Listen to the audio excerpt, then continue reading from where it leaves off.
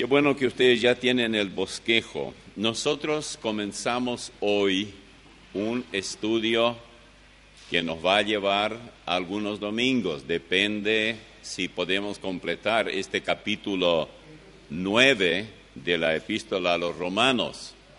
Si no completamos, vamos a tener que dejar para más adelante. Pero lo que quiero advertirles es esto. Es en extremo importante que leamos y atendamos mucho lo que tenemos en los capítulos 9, 10 y 11 de Romanos.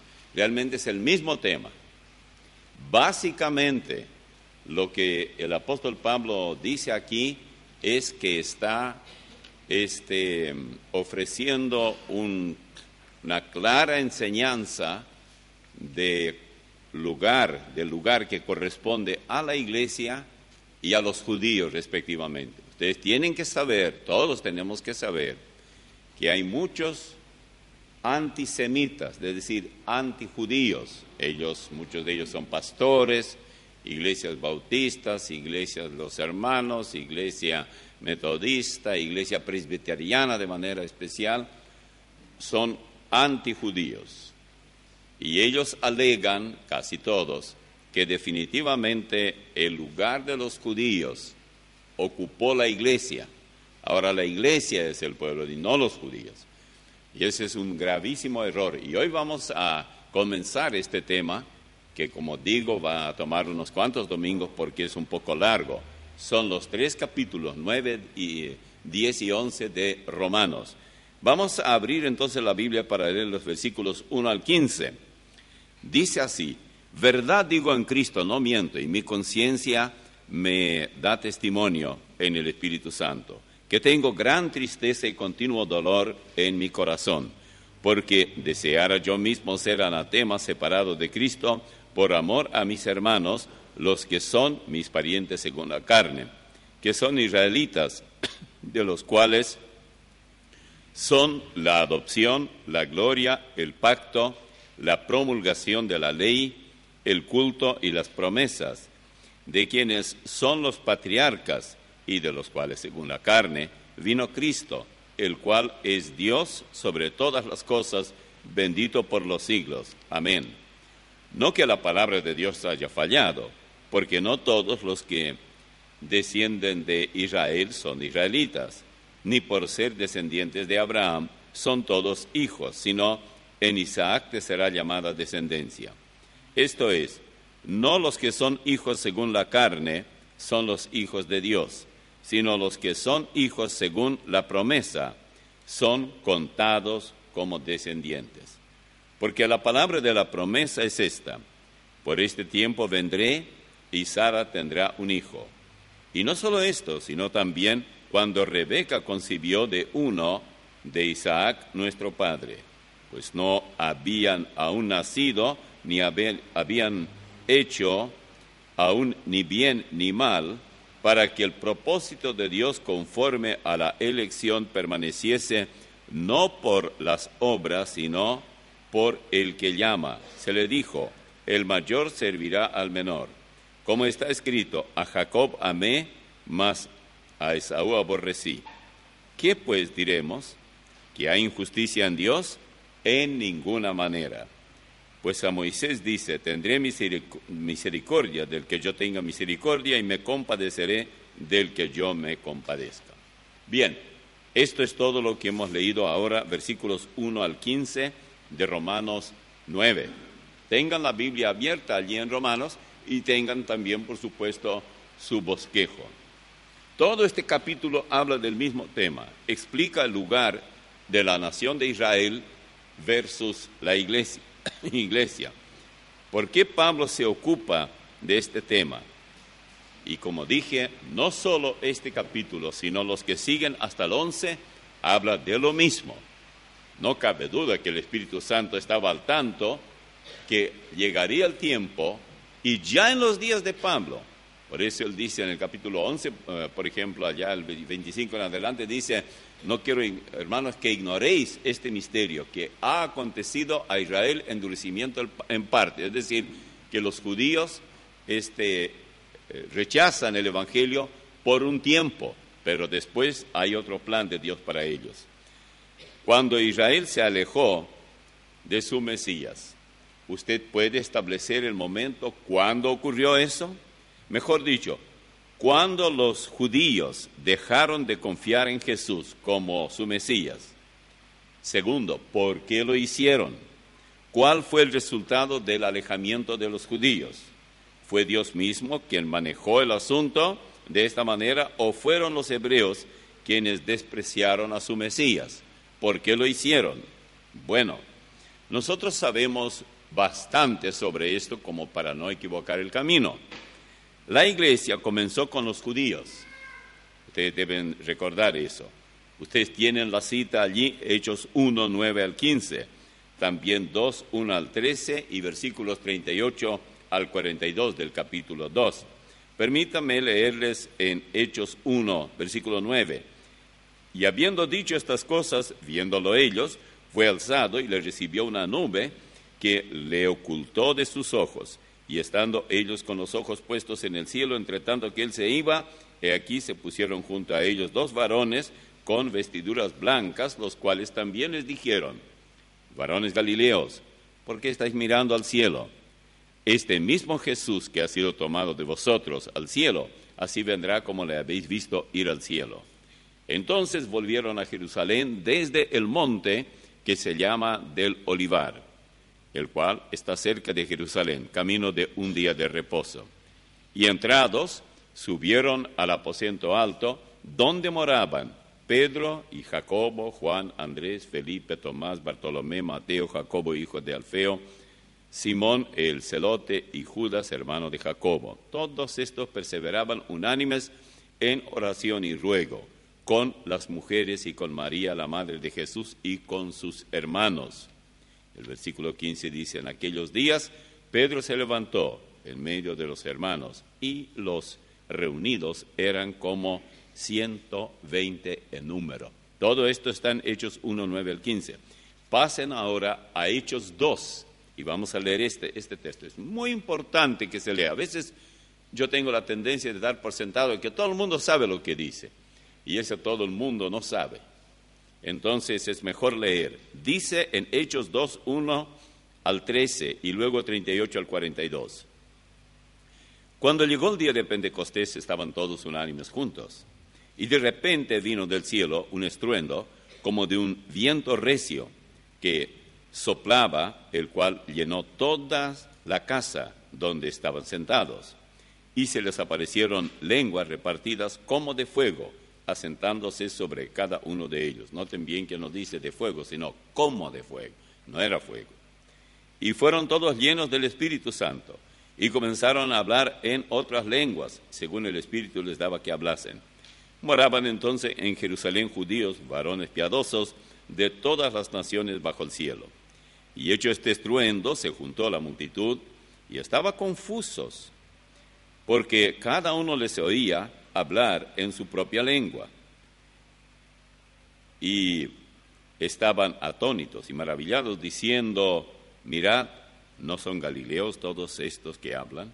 ¿Cómo pues les oímos nosotros hablar cada uno en nuestra lengua en la que hemos nacido? Partos, medos, elamitas y los que habitamos en Mesopotamia, en Judea, en Capadocia, en Ponto, en Asia, en Frigia y Panfilia, en Egipto y en las regiones de África, más allá de Cirene, y romanos aquí residentes, tanto judíos como prosélitos, cretenses y árabes, les oímos hablar en nuestras lenguas las maravillas de Dios. Y estaban todos atónitos y perplejos, diciéndose unos a otros: ¿qué quiere decir esto? Mas otros burlándose decían: están llenos de mosto. Versículo 38. Pedro les dijo: arrepentíos y bautícese cada uno de vosotros en el nombre de Jesucristo para perdón de los pecados, y recibiréis el don del Espíritu Santo. Ahora el 39. Porque para vosotros es la promesa, y para vuestros hijos, y para todos los que están lejos, para cuantos el Señor nuestro Dios llamare. Y con otras muchas palabras testificaba y les exhortaba diciendo: sed salvos de esta perversa generación. Así que los que recibieron su palabra fueron bautizados y se añadieron aquel día como 3,000 personas y perseveraban en la doctrina de los apóstoles, en la comunión unos con otros y en el partimiento del pan y en las oraciones. Esto está en Hechos 2, 1 al 13 y 38 al 42. Veamos lo que pasó aquí. Era muy necesario leer todo el texto para asegurarnos que lo que voy a decir ahora no es algo que yo inventé. Número 1, los 120 que vieron a Jesús ascender al cielo, todos eran judíos. Por eso dice en versículo 15, en Hechos 1, y en aquellos días Pedro se levantó en medio de los hermanos, y los reunidos eran como 120, el número. Todos ellos eran judíos. Allí estaban los apóstoles, los que quedaron, Judas ya no estaba, pero estaban los 11, faltaba uno. Estaba María, estaban los hermanos, medio hermanos de Jesús, Jacobo, José, Simón y Judas, las hermanas. Era un grupo muy interesante y ellos estaban orando. Los que oraban en el aposento alto, entonces, todos eran judíos. En tercer lugar, los que dieron cumplimiento a las palabras de Jesús en Lucas 11:13. Ustedes saben lo que dice en Lucas 11:13, ese texto. Si nosotros no lo combinamos con lo que corresponde ahora, vamos a tener problema. Yo he insistido siempre, y vuelvo a insistir, que en ningún lugar de la Biblia dice que para recibir el Espíritu Santo hay que pedirlo. Usted nunca pide lo que se le regala. Si usted pidió algo y alguien le regaló, eso ya no es regalo. El que llora mama. Usted le lloró y se le dio. Usted le pidió. Usted no pagó dinero, pero usted pagó pidiendo. Eso es pago. Entonces la persona no le iba a dar si usted no le pide. El regalo viene sin que nadie lo pida. La persona que le quiere regalar a usted algo, se le ocurre regalar y viene y dice, mire, eso es suyo. Y usted dice, ¿cómo? Sí. Tal vez le trae un automóvil nuevito, un MW, algo así, y está todo cubierto y llega allá o venga usted acá, le voy a mostrar lo que es para usted, y está todo cubierto y usted levanta eso, la lona con la que está cubierto, y es un auto nuevo, cuesta $40,000, pero a alguien se le ocurrió regalar y le regaló, ¿y qué tanto? Pero a usted ni se le ocurrió que alguien le va a regalar eso. ¿Qué hace usted? ¿Recibe o no recibe? Pero ahí eso ya es otro tema. Pero eso es regalo. Entonces yo insistí siempre, el Espíritu Santo, bíblicamente hablando, es un don. O sea, el Señor regala, no da a pedido. Pero ¿qué hacemos con Lucas 11:13? Pues si vosotros siendo malos sabéis dar buenas dádivas a vuestros hijos, ¿cuánto más vuestro Padre Celestial dará el Espíritu Santo a los que se lo pidan? Te dirá, ese texto destruye toda su enseñanza. Usted dice que no hay que pedir, y aquí Jesús dice que el Espíritu Santo el Señor dará a los que se lo pidan. Entonces hay que pedirlo. Bueno, ¿cómo explicamos esto? Por eso mismo estábamos hablando recién que en el capítulo 1 de Hechos, cuando Jesús dice, a ustedes no le importa, porque ellos le habían hecho una pregunta, si Israel iba a conseguir su independencia en ese tiempo. Y Jesús dice, eso no es asunto de ustedes. Yo estoy parafraseando las palabras de Jesús. Pero ustedes van a recibir el Espíritu Santo. Y algo así, ellos dirían, ¿y cómo sabremos que recibimos el Espíritu Santo? Porque ustedes serán mis testigos. Eso será la prueba que ustedes recibieron el Espíritu Santo. Y les dijo, pero una cosa más, no se vayan de Jerusalén hasta que esto ocurra. Así que, y ahí desapareció, ascendió al cielo. Había en total 120 que lo vieron ascender. Y bueno, ellos dijeron, ¿y ahora? Se miraron unos a otros y dijeron, bueno, Él nos dijo claramente que no debemos irnos de Jerusalén. No les gustaba quedar allí. Algunos eran de Galilea, eran de otros lugares y querían irse a su casa. Pero Él les dijo, no se vayan de Jerusalén. Bueno, optaron por algo muy interesante. Entonces, vamos a hacer unos días. Ellos no sabían cuánto tiempo tomaría. Y vamos a orar.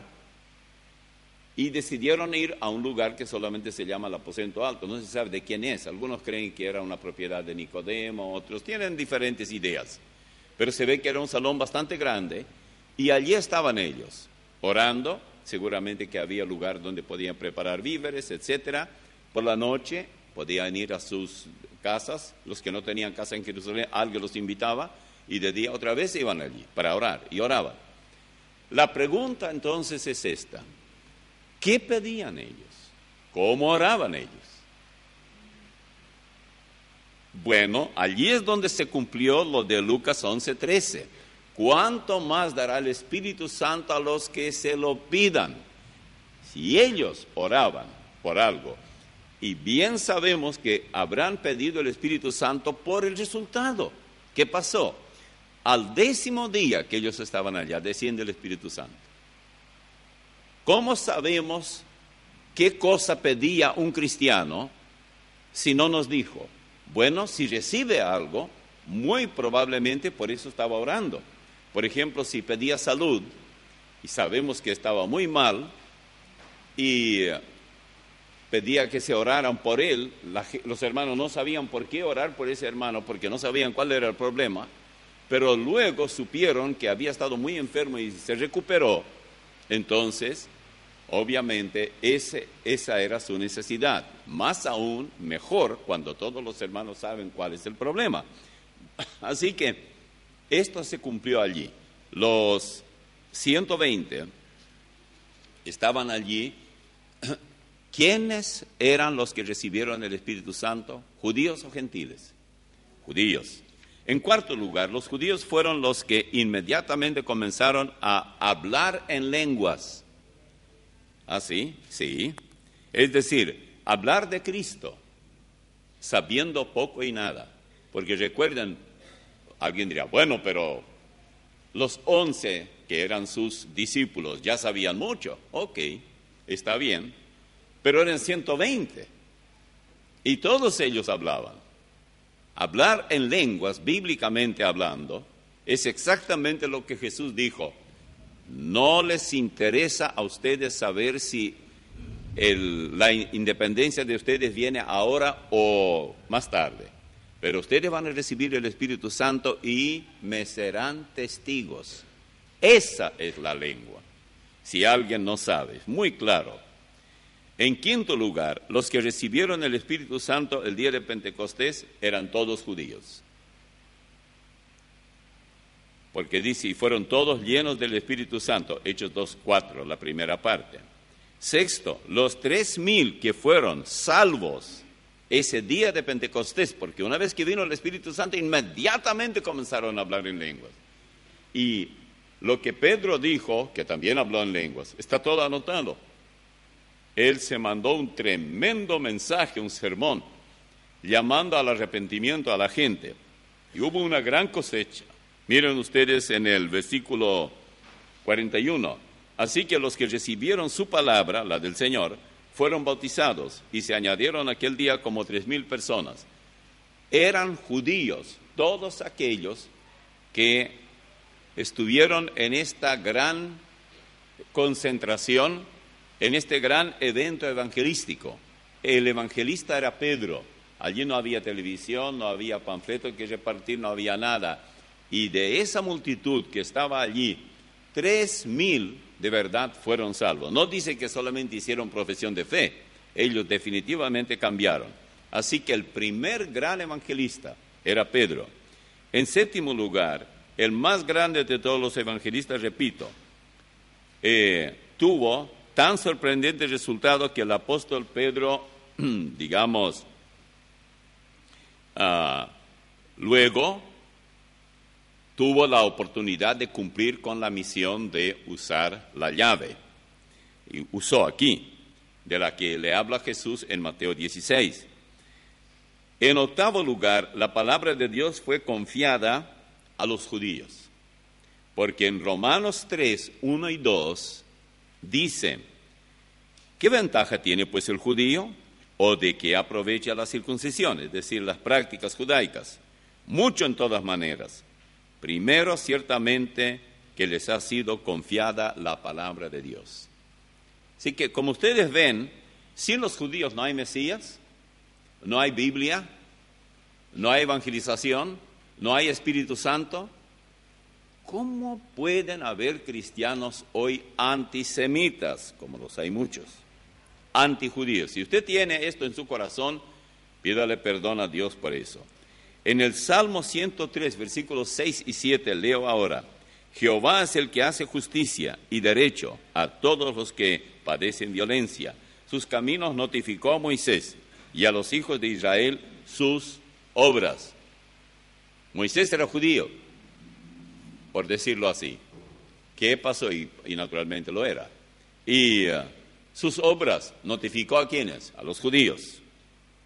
En Deuteronomio 17, 18, para que vean cuán cierto es que él confió su palabra a los judíos, y cuando se siente sobre el trono, habla del rey, de los israelitas, de su reino, entonces escribirá para sí en un libro una copia de esta ley, del original, que está al cuidado de los sacerdotes levitas. No eran sacerdotes del Vaticano, eran sacerdotes judíos. A ellos les confió la palabra. Noveno lugar, todo el culto, las ceremonias, todo lo cual apuntaba en dirección al Mesías, era asunto de ellos. Entre sacerdotes y levitas tenían a su cargo todo este asunto del procedimiento en el templo. Es muy interesante que recordemos eso. Fíjense en Romanos 9, 3 y 4. Dice: porque deseara yo mismo ser anatema, separado de Cristo, por amor a mis hermanos, los que son mis parientes según la carne, que son israelitas, de los cuales son la adopción, la gloria, el pacto, la promulgación de la ley, el culto y las promesas. Todo es de ellos. ¿Dónde estaríamos nosotros hoy si no existiera un pueblo llamado hebreo? En Efesios 2:20, los 12 apóstoles eran judíos. Y oiga esto: tanto ellos como los profetas, por supuesto, constituyen la estructura de la iglesia. Este edificio en el cual nosotros estamos tiene un cimiento. Es lo primero que se hace, los cimientos. Y luego se levanta. Nunca he visto cimientos ahí en el techo. Por eso hoy no hay apóstoles, porque los apóstoles son uno de los materiales del cimiento. Una verdadera iglesia cristiana no tiene apóstoles hoy. Eran los 12 y con eso terminó. Y oigan lo que dice en Efesios 2:20. Edificado sobre el fundamento de los apóstoles y profetas, siendo la principal piedra del ángulo Jesucristo mismo. Un hermano mío era constructor y yo vi cómo él hacía para que la casa no salga así. Y siempre las esquinas, o sea, el ancho aquí y el ancho allá es igual, y no va así medio tipo embudo. Era exacto. ¿Cómo se hacía esto? La piedra angular, se hacía el ángulo perfecto, y de esa esquina maestra, por decirlo así, se llevaba una soga para allá, para acá y por allá, y tenía que ser exacto. Si usted quería cuadrado, pues decía cuadrado, pero no va a haber problema si se toma del ángulo correcto. La piedra angular es Cristo. De allí van los cimientos, y allí ya están los apóstoles y los profetas. Por eso él aparece como piedra angular y también como roca sobre la cual se edifica. Depende del contexto. Es muy, muy interesante verlo desde este ángulo. Bien, aquí Pedro, cuando predicó en el día de Pentecostés, realmente usó la llave que le fue concedida en Mateo 16, versículos 18 y 19. Jesús le dice a Pedro: y yo también te digo que tú eres Pedro, y sobre esta roca edificaré mi iglesia, y las puertas del Hades no prevalecerán contra ella. Y a ti te daré las llaves del reino de los cielos, y todo lo que atares en la tierra será atado en los cielos, y todo lo que desatares en la tierra será desatado en el cielo. Esto aparece en Mateo 16, 18 y 19. Hay muchos hermanos que no tienen por qué tener ningún problema para entender esto, pero no lo entienden. Es necesario que nos detengamos un momentito en este caso. Jesús, antes justamente de decirle algo sobre las llaves, le recuerda que Él, a pesar de todo, es solamente Pedro, es un apóstol.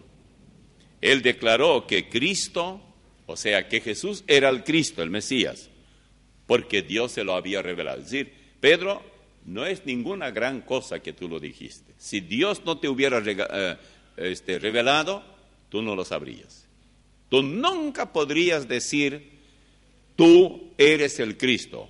Nunca lo dirías a mí, le dice Jesús. Pero yo te digo una cosa, tú seguirás siendo Pedro. Y no sobre ti, sino sobre mí, sobre esta roca edificaré mi iglesia. Nunca dijo que sobre Pedro descansaría la iglesia. Yo creo que cualquier persona de 10, 11 años que lea la Biblia de edad va a entender eso. No hay ningún problema para entenderlo. Escuche la lectura. Mateo 16, 13 al 16. Jesús a la región de Cesarea de Filipo, preguntó a sus discípulos diciendo, ¿quién dicen los hombres que es el Hijo del Hombre? Ellos dijeron, unos Juan el Bautista, otros Elías y otros Jeremías o algunos de los profetas. Él les dijo, ¿y vosotros? ¿Quién decís que soy yo? Respondiendo Simón Pedro dijo, tú eres el Cristo, el Hijo del Dios viviente. Y bueno, hasta aquí. Él seguía siendo solamente Pedro. Jesús era la roca. Y sin embargo, hay algo muy interesante. Cuando dice que le dará las llaves del cielo, o sea, del reino, y a quien él abre, bueno, él abriría y él entrarían los que tienen que entrar, etcétera. Todas esas cosas está aquí. Y uno lee esto y dice, y bueno, pero él tenía las llaves. Cuando él le dice en el 18, yo también te digo que tú eres Pedro, y sobre esta roca edificaré mi iglesia. En el 19 dice, y a ti te daré las llaves del reino de los cielos. Y todo lo que atares en la tierra será atado en los cielos, y todo lo que desatares en la tierra será desatado en los cielos. Muy bien, esto me parece a mí muy necesario entender. Con gran poder espiritual, Pedro usó la llave del reino porque los salvos no eran solamente 3,000, rápidamente aumentaron más. En Hechos 4:4, pero muchos de los que habían oído la palabra creyeron y el número de los varones era como de 5,000. En Hechos capítulo 2 dice 3,000, en el 4 ya se agregaron otros 5,000, así que ya son 8,000. ¿Quién era el evangelista en este caso? Por supuesto Pedro. Viendo esto, Pedro respondió al pueblo. Escuchen estas palabras. Hechos 3:12. Varones israelitas, ¿por qué os maravilláis de esto? ¿O por qué ponéis los ojos en nosotros como si por nuestro poder o piedad hubiésemos hecho andar a porque ellos habían ordenaron a un paralítico para que se levantara? Esto es Juan y Pedro. Y él dice que no somos nosotros. Así que Pedro usó también la llave de la cual le habló el Señor en el caso de los judíos y de los gentiles. Porque cuando ustedes pasan de los primeros capítulos de Hechos y van al capítulo 10, se encuentran con que primero Pedro usa la llave, predica el evangelio a los judíos y los judíos entran en el reino. La llave sirve para abrir la puerta y permitir que los que están afuera entren. Y bueno, ¿qué pasó luego con los que no eran judíos? Vayan a Hechos 10, 44 al 48. Y aquí dice, mientras aún hablaba Pedro estas palabras, el Espíritu Santo cayó sobre todos los que oían el discurso. Y los fieles de la circuncisión que habían venido con Pedro se quedaron atónitos de que también sobre los gentiles se derramase el don del Espíritu Santo, porque los oían que hablaban en lenguas y que magnificaban a Dios. Entonces respondió Pedro: ¿puede acaso alguno impedir el agua para que sean bautizados estos que han recibido el Espíritu Santo también como nosotros? Y mandó bautizarlos en el nombre del Señor Jesús. Entonces le rogaron que se quedase por algunos días. Esto ya es con los gentiles. Quiere decir que Pedro definitivamente usó la llave. Y a ti te doy, como dice allí en el versículo 19, a ti te daré las llaves del reino de los cielos. Y todo lo que atares en la tierra será atado en el cielo, lo que atares, en fin. Pero lo importante es que le da las llaves del reino. ¿Quién las tiene hoy? ¿Quién tiene la llave hoy? Pedro ya murió. ¿Qué dirá el Papa 16? No, menos mal.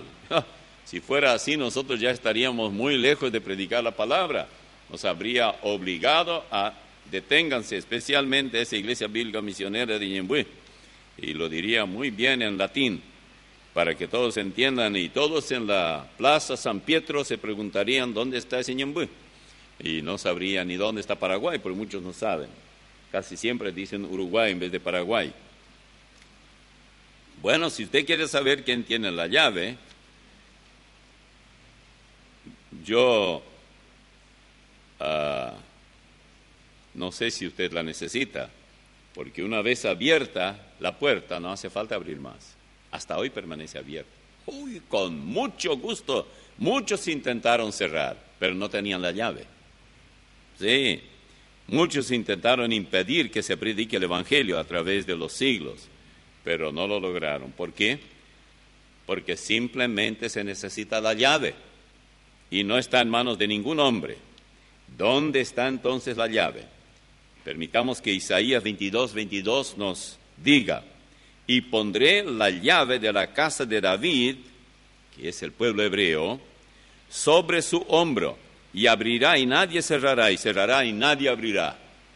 ¿El hombro de quién? Nuestro Señor Jesucristo. Si todavía usted tiene problema para saber quién tiene esta llave, vaya a Apocalipsis 3:7. Escriba al ángel de la iglesia en Filadelfia: esto dice el santo, el verdadero, el que tiene la llave de David, el que abre y ninguno cierra, y cierra y ninguno abre. Repito, muchos intentaron usar sus propias llaves para impedir que el Evangelio se predique, pero hasta hoy nadie lo ha logrado. Lo intentaron los mismos judíos al perseguir, porque muy pronto, cuando los gentiles con la familia de Cornelio comenzaron a recibir con mucho amor el Evangelio, con mucho fervor, porque enseguida se propagó. Si ustedes leen con cuidado el capítulo 10 y luego el 11 de Hechos, se encontrarán con algo muy interesante. En el 11, la iglesia compuesta solo de judíos en Jerusalén están analizando qué hacer con los gentiles que también están recibiendo el Evangelio. Unirlos con los judíos para hacer una sola iglesia, y hubo discrepancia porque algunos no querían que los gentiles que no habían pasado por todo ese sistema de las prácticas judaicas, no cumplieron con los requerimientos que requería la ley judía, no circuncidaban a sus hijos, y hay una serie de cosas. Entonces decían, no podemos con esos incircuncisos tener algo en común, hacer una sola iglesia. Pero prevaleció la idea que sí, que de ambos, judíos y gentiles, debía haber una sola iglesia. A mi juicio, allí fue donde se le echó el agua fría sobre los hombros de los judíos, y ellos virtualmente rechazaron. Eran muy fervientes en un primer momento, porque si ustedes saltan de estos capítulos primeros de Hechos al capítulo 8 y ven que todos los judíos eran echados de Jerusalén, los que se habían convertido, y eran ya como 8,000, no contando los otros, había mucho más, yo creo que había por lo menos 20,000, porque aquí se dice los varones, y no se contaba a las mujeres porque se calculaba, y tampoco se contaba a los probablemente a las hijas menores, tanto casadas como solteras, pues se calculaba. Y entonces, cuando dice 8,000, agréguenle una buena cantidad, mínimo el doble, yo diría mucho más, 5 veces más. Así que tenían que haber, siendo muy conservadores, mínimo 20,000. Y en el capítulo 8 de Hechos dice que huyeron todos de Jerusalén debido a la persecución justamente encabezada nada menos que por nuestro hermano Pablo, que todavía era Saulo el perseguidor. Ustedes van a ver que ellos salieron de allí y naturalmente comenzaron a predicar por todas partes. Ellos predicaban, Dios bendecía, mucha gente se convertía, pero los judíos poco a poco abandonaron del todo al Mesías y ya esa generación tan ferviente había desaparecido. Dice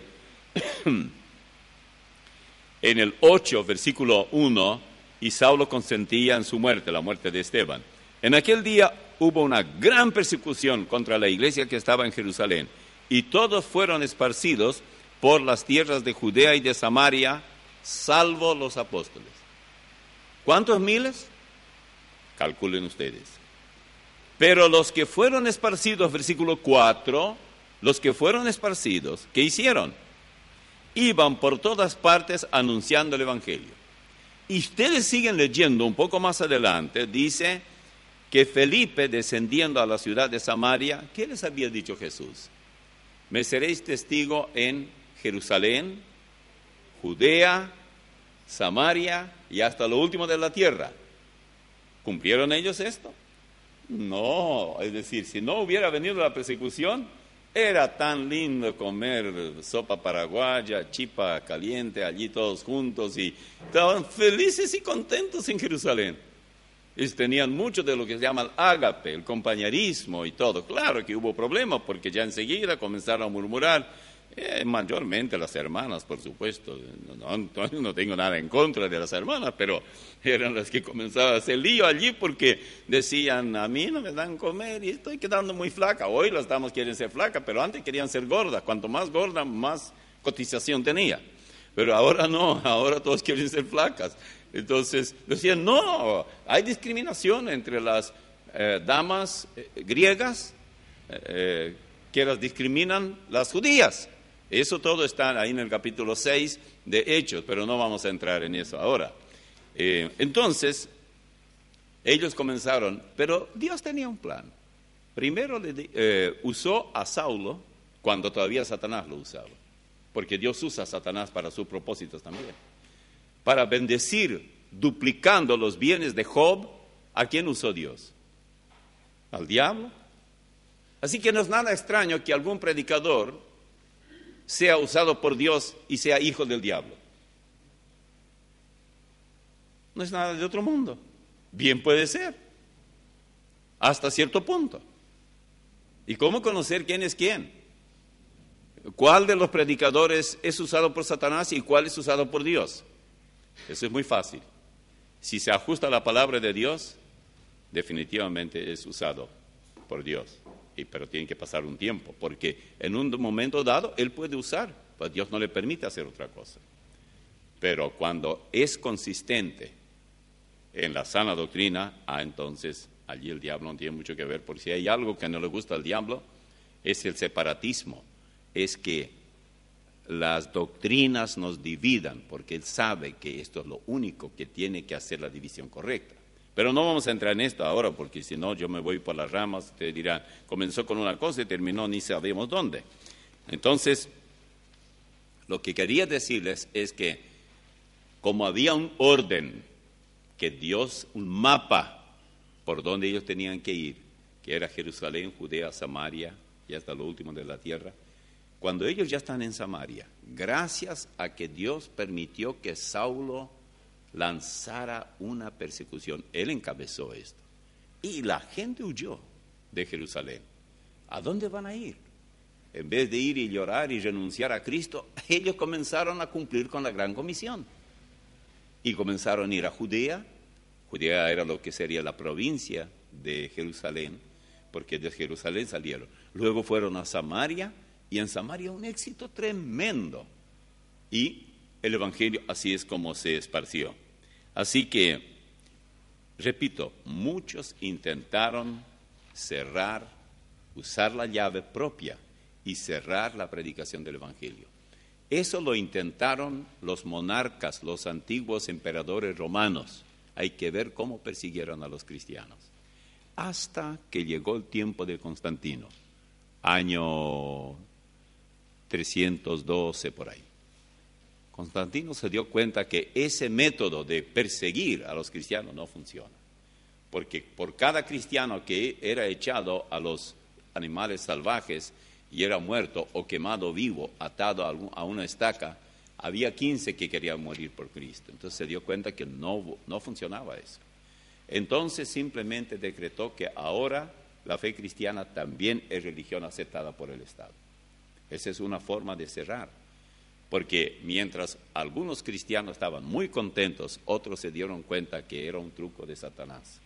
Y ahí fue cuando se corrompió todo, toda la iglesia. Así es como surgió todo lo que tenemos hoy de jerarquía y todo, porque gente que nunca había sido evangelizada, nunca recibieron a Cristo por Salvador, como tampoco lo había recibido el mismo Constantino, llegaron a ser no solamente cristianos, comillas aquí, sino jefes de congregaciones, obispos, arzobispos, diáconos, ancianos.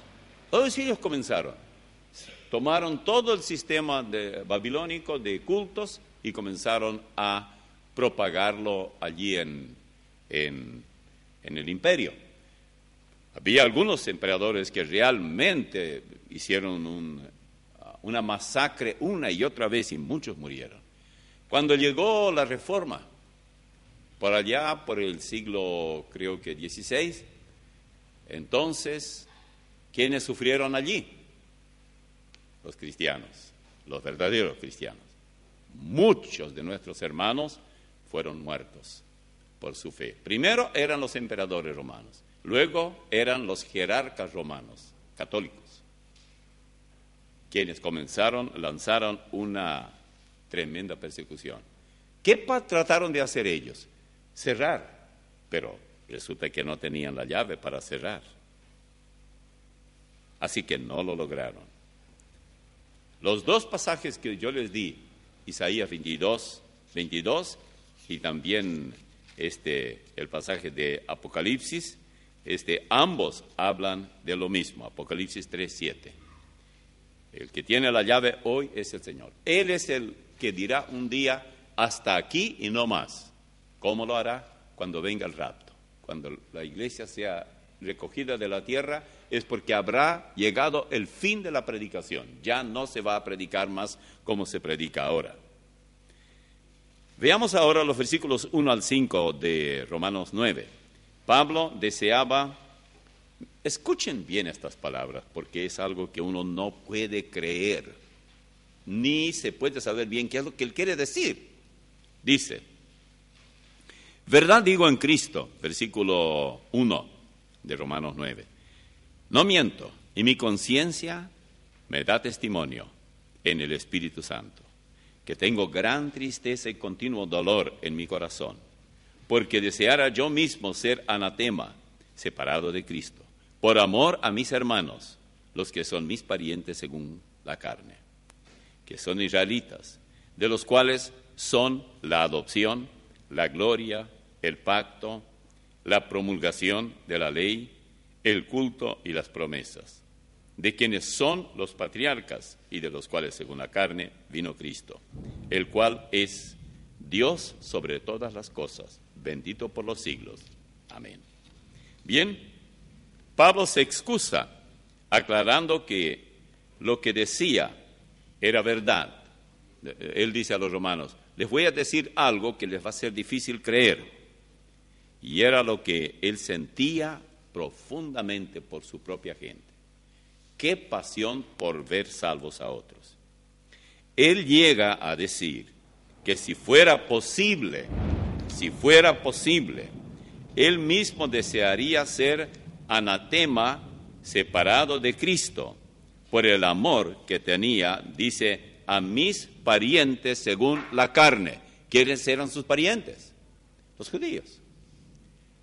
Ahí ya, cuando él escribe estas palabras, que ya pasaron años de la iglesia que nació en Jerusalén, por ahí en el año 60 y algo, él escribió, 61, 62, a los romanos, y aquí dice, si fuera posible, la palabra anatema es maldición, separado de Cristo. Él no dice que él quisiera perderse e ir al infierno, pero no tener nada de los privilegios que tenía, porque a él le esperaba, y seguramente ya la recibió, una gran recompensa ante el tribunal de Cristo. Si no recibió y espera hasta que todos juntos estemos presentes, bueno, así será. Verdad digo en Cristo, no miento. Y mi conciencia me da testimonio en el Espíritu Santo. Esto es serio. Él invoca su conciencia y el Espíritu Santo. Que tengo gran tristeza y continuo dolor en mi corazón. Esto es amar a los pecadores, para que a nadie le quepa la menor duda de quienes está hablando. Él sigue diciendo que son israelitas, de los cuales son la adopción, la gloria, el pacto, la promulgación de la ley, el culto, las promesas, y de quienes son los patriarcas. Lo que él está diciendo, le debemos todo a ellos. Vamos a leer cómo lo dice la paráfrasis esta parte. Me llama mucho la atención. Dice así: Oh Israel, mi pueblo, hermanos míos, cuánto anhelo que se acerquen a Cristo. Me duele el corazón y siento día y noche una gran amargura al pensar en ustedes. Cristo y el Espíritu Santo saben que no miento al decir que estaría dispuesto a condenarme eternamente si con ello ustedes se salvaran. Sabía él que eso no va a ocurrir. Ni lo que él dice que estaría dispuesto, ni ellos se salvarían. Pues si rechazaron lo que el Señor les ofrece, que van a aceptarlo de él. Dios les ha dado muchas cosas, mas ustedes no le prestan atención. Él los tomó por pueblo suyo, los guió mediante el resplandor de una nube de gloria y les expresó lo mucho que deseaba bendecirlos. Él les dio preceptos para la vida diaria, para que supieran lo que Él deseaba que hicieran. Él les dio la oportunidad de adoptarlo y les prometió grandes cosas. Los padres de ustedes, o sea, la generación pasada, fueron grandes hombres de Dios. Y Cristo mismo, que ahora gobierna todas las cosas, fue también judío en lo que a la naturaleza humana se refiere. Y termina diciendo, bendito sea Dios para siempre. Esto es Romanos 9, 1 al 5, parafraseando las palabras de Pablo. Ahora notemos lo que dice el versículo 2. Volvimos otra vez porque hoy solamente leímos. Dice la paráfrasis: me duele el corazón y siento día y noche una gran amargura al pensar en ustedes. Ni siquiera dormir podía tranquilo mientras recordaba que ellos rechazaban a Cristo. Y sin duda Pablo supo cuánto habían hecho los judíos, digamos, con el nacimiento de la iglesia. Eso era para aplaudir. 3,000, 4,000 o 5,000 y van aumentando y más hermanos y luego gentiles. Todo gracias a que el Evangelio nos provino de ellos. Así que el dolor de Pablo era una profunda tristeza. El deseo de Pablo era la salvación de toda aquella generación de judíos, pero ellos no querían. Bueno, teniendo tanto como la adopción, la gloria, el pacto, la ley tan única, pues ningún otro pueblo tenía leyes tan perfectas, tan justas como Israel. No es que los pueblos eran menos inteligentes que los israelitas, sino que simplemente ellos no tenían al Dios que tenían los judíos. Fíjense ustedes lo que dice, por ejemplo, en Deuteronomio 4, 5 al 8. Por favor, mirad, yo os he enseñado estatutos y decretos, Dios habla a Israel, como Jehová mi Dios, o sea, Moisés le está pasando a ellos. Jehová mi Dios me mandó para que hagáis así en medio de la tierra en la cual entráis, para tomar posesión de ella.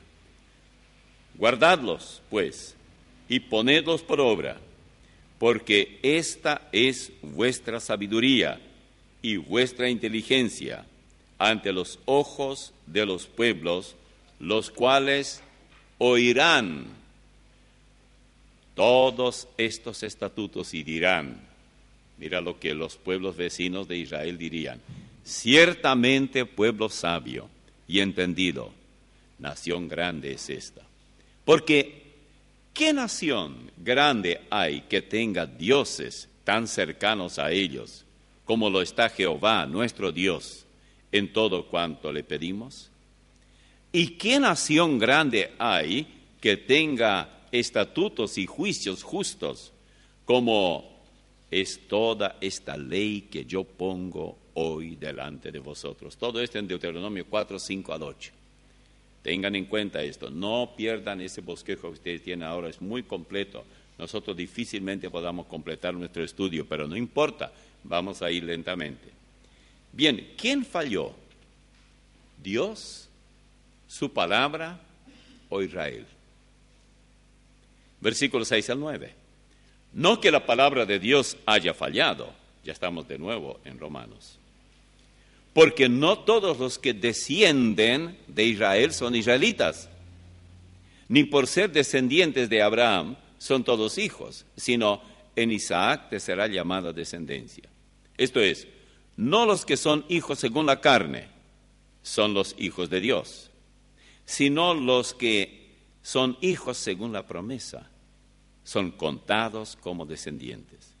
Porque la palabra de la promesa es esta: por este tiempo vendré y Sara tendrá un hijo. Yo sé que estas palabras son bastante difíciles de entender para una persona que no está completamente empapada en todo lo que él está mencionando. Dios, en primer lugar, les dio leyes muy justas, muy avanzadas a Israel. Tanto es así que si ellos cumplían con esas leyes, nunca se enfermarían, nunca tendrían problemas de ejércitos vecinos que les causarían estragos, nada de eso. Dios les dio leyes muy avanzadas. Ninguna otra nación, ningún otro pueblo tenía leyes parecidas a las de Israel. Aunque por medio de estas leyes ellos no podrían salvarse, sin embargo, sus leyes civiles, no religiosas, eran justas.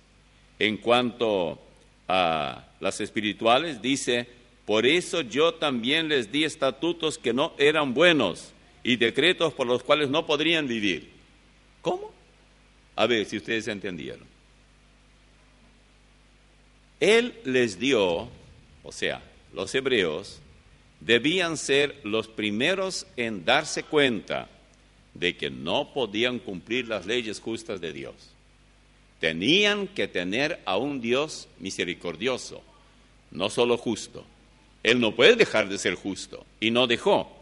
Pero dice por boca de Ezequiel que les dio leyes por las cuales ellos no podrían vivir.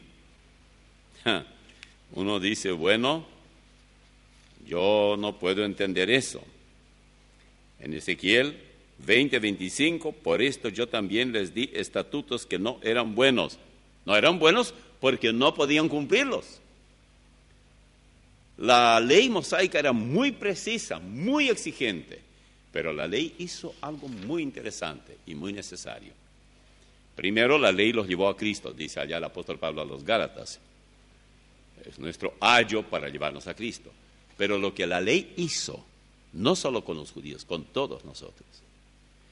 Dios expresa en su ley cómo el hombre debe agradarle para que él esté satisfecho.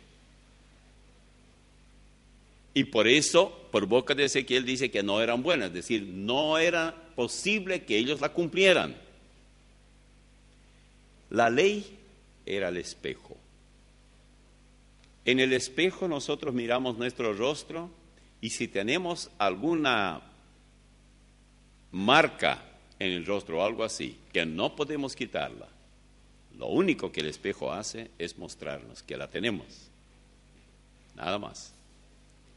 Tanto es así que si no hubiera una ley que diga no adulteres, adulterar no sería pecado. La ley era necesaria. Y esa no es la única ley, muchas leyes. Todas esas leyes lo que han hecho es mostrar a Israel que están lejos de Dios, como cualquier otro pueblo, y que no pueden cumplir. Y a veces ellos decían, Moisés les decía, Dios dice que hagan esto, y comienza a decirles, y ellos dicen, lo cumpliremos todo. Nunca lo cumplieron. Nunca pretenda eso. Dios había, por eso, por boca de Ezequiel, él dice que no eran buenas. ¿Qué tenía en mente Dios para decir esto? La gracia. Siempre la gracia estaba disponible. Pero ¿de qué nos sirve la gracia si antes no vemos nuestra desgracia? La gracia solamente es necesaria una vez que uno reconoce que es un desgraciado, carente de gracia. La necesita. Dios exigía demasiado. Un día, un muchacho fue a juntar unos palos para hacer una fogata y lo apedrearon porque fue un sábado. Era imposible cumplir la ley. Entonces, por eso es que Ezequiel, ese texto es muy importante que se recuerde siempre. Dice que les di una ley por la cual no podrían vivir, es decir, no podrían ser salvos. La ley no salva a nadie, pero la ley era necesario que la tengamos antes porque alguien en nuestro lugar vendría para cumplirla. Para eso fue dada. Pero no es usted ni yo, no somos nosotros. Alguien tenía que venir. ¿Quién era? Nuestro Señor Jesucristo. Y Él vino y cumplió la ley. Ni una tilde ni una jota será quebrada de la ley, Él dijo allá en el Sermón del Monte. Todo lo que la ley dice, se dijo para que sea cumplido. Usted no puede tomar una parte de la ley y cumplir y decir, y la otra no puedo. No. Santiago es muy claro. El que infringe una ley, infringió todas. O todo o nada. Allí es donde se destaca realmente la gracia. Pero luego él dice allá, ¿cómo entender aquí? Versículo 7. Ni por ser descendientes de Abraham son todos hijos, sino que en Isaac te será llamada descendencia, dicen el versículo 7, por ejemplo. Bueno, permítanme leer en Romanos 8 al 15.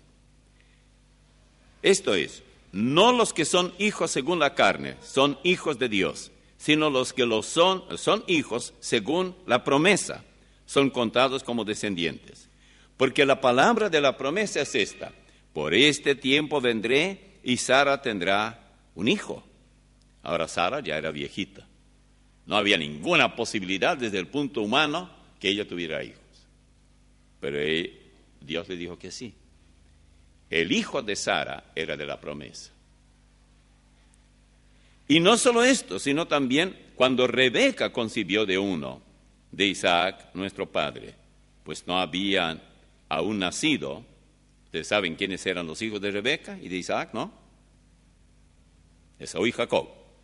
Ni habían hecho aún ni bien ni mal, para que el propósito de Dios conforme a la elección permaneciese, no por las obras, sino por el que llama.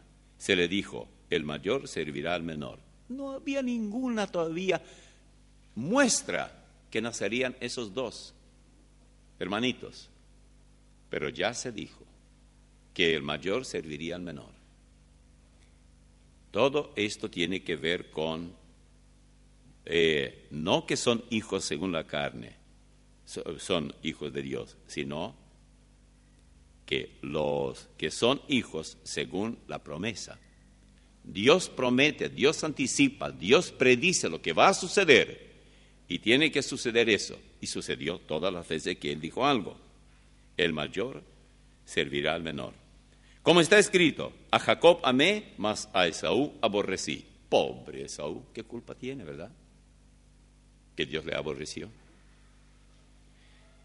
Esto vamos a dejar para nuestro próximo estudio porque exige mucho más que lo que nosotros dijimos. Así que no olviden, ustedes tienen que traer su bosquejo porque vamos a continuar desde esta parte en adelante. Hemos pasado apenas si llegamos a la mitad o menos.